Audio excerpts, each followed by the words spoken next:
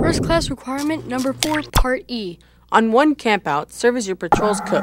Prepare the breakfast, lunch, and dinner. Plan the requirement for A. Lead your patrol in saying grace at the meals. And supervise cleanup. Well, we've come a long way since we started requirement 4A.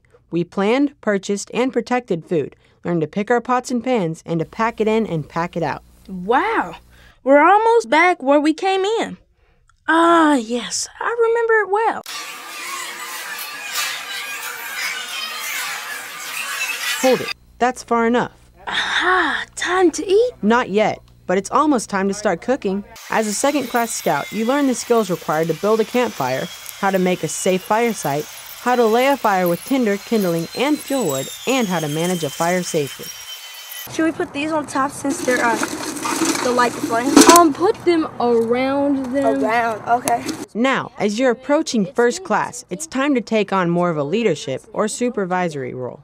Supervising really means teaching. Sometimes you teach by showing how something is done, other times by watching and giving advice. All you need to be a good supervisor is to know your stuff, and remember how it felt when you were the assistant. We're ready to cook. By now you probably know that a big part of cooking success is having a controlled fire with a bed of glowing coals. You don't need a large cooking fire, just like you don't want the flame on a camp stove turned up too high. It's a good idea to organize your area before you start cooking. Clear a space to assemble your ingredients. Make sure it's level so things don't tip over. Think through everything you'll need until the food finishes cooking, and get it ready before you start. Have your utensils ready, and once you do start cooking, stay focused on your task. Be sure you have hot pads or pot hooks for grabbing hot handles. And know where you're going to set a hot pan down before you lift it off the fire. Then before you enjoy that meal, take a few seconds to give thanks. The Philmont Grace is something you can all do together. For food, for raiment, for life, for opportunity, for friendship and fellowship, we thank thee, O Lord. Amen. Let's eat and we move on. With every meal comes cleanup, and the best way is by sharing the load. Your patrol leader can make up a duty roster before the campout.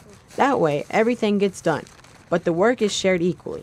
And remember, your Boy Scout handbook has some excellent tips on the fine art of dishwashing.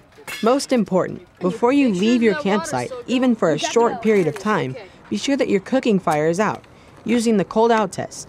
When someone runs their hand through the extinguished coals, if the embers are still hot, douse with more water. Never leave a burning fire unattended. You know, you can apply all the hints and guidelines we've just talked about to every single meal you cook. Every meal? Even that golden brown grilled cheese sandwich that melts in your mouth at lunch? Even lunch. And what about that savory camp stew, simmering in a rich, beefy broth that we almost had for dinner? I think I see where this is going. Guess who's coming to dinner? All right already, let's go for it. That's first class requirement 4E. Supervise cooking and cleanup. A breakfast, lunch, and dinner for your patrol. And lead your patrol in grace before each meal.